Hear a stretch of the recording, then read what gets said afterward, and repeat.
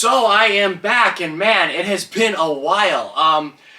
Man, it's the winter meetings. It's going on right now in Nashville. It's been pretty damn slow thus far, but things are heating up.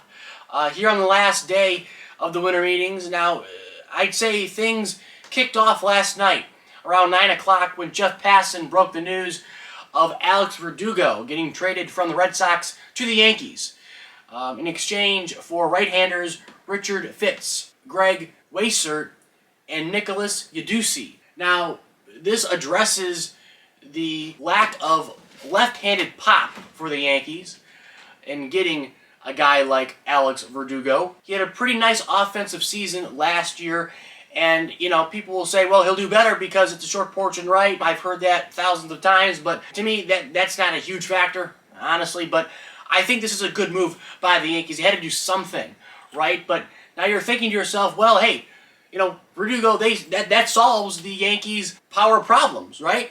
Power deficiencies from the left side in particular. And you might say, hey, you know what?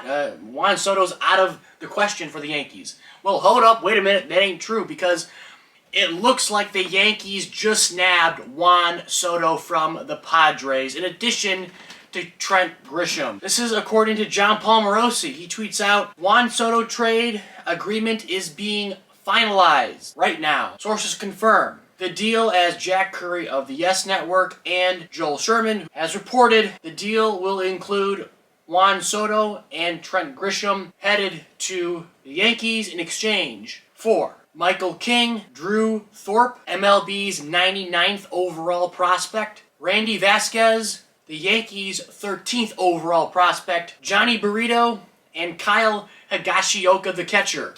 I mean, this is quite a haul considering that Soto has one more year left on his remaining deal with the Padres.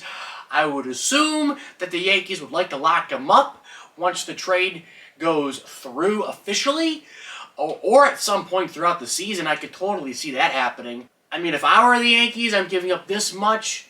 Why wouldn't you lock him up the minute he gets to Yankee Stadium, right? Again, I like it.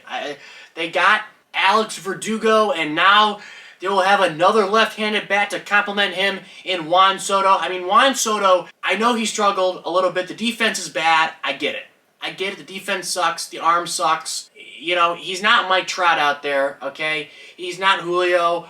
He's going to win you with the bat. And if his bat does not play, it's a bad deal. I mean, it's just bad. Now, if he doesn't do well in New York with that 1 year left, I mean, hey, they could let him walk. And they may even get him on a cheaper deal. You know, if he does bad, you know, his first and, you know, possibly only year in pinstripes. So, I mean, hey, if he does, you know, below average, then that might work out well for the Yankees. But I highly doubt it because it's a contract year. He's probably going to go off, and they're going to probably have to owe him like an Aaron Judge-esque type of deal. But it looks like Juan Soto will be joining the likes of Aaron Judge, Giancarlo Stanton, and newly acquired Alex Verdugo in that Yankee lineup. The offense is there. Now, all they need is pitching.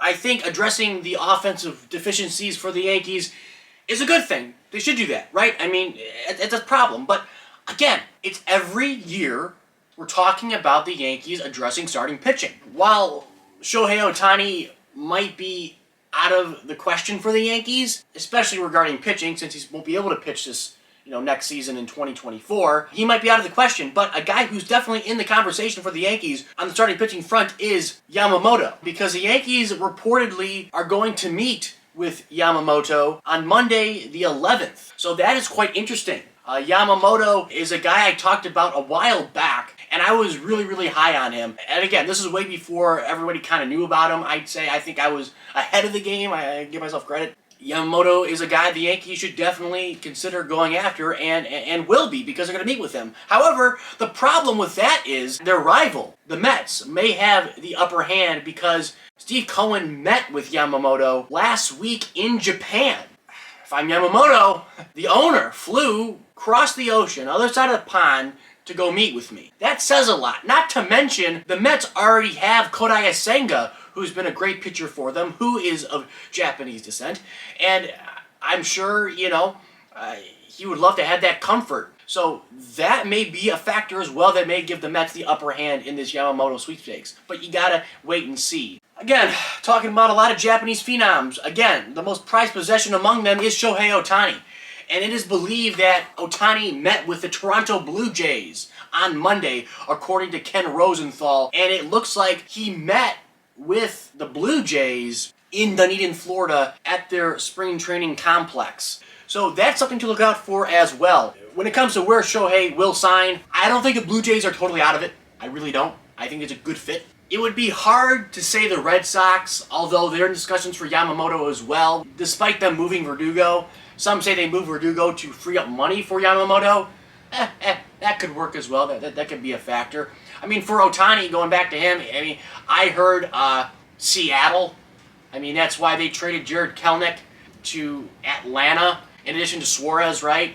Again, to free up money. I still think it's the Dodgers, and I still think it could be the Yankees, honestly. The Blue Jays, it'd be nice to see. I don't know if they're ready to make that kind of commitment. They're not trading Bo Bichette, if that happens. You know, they're not trading Bo.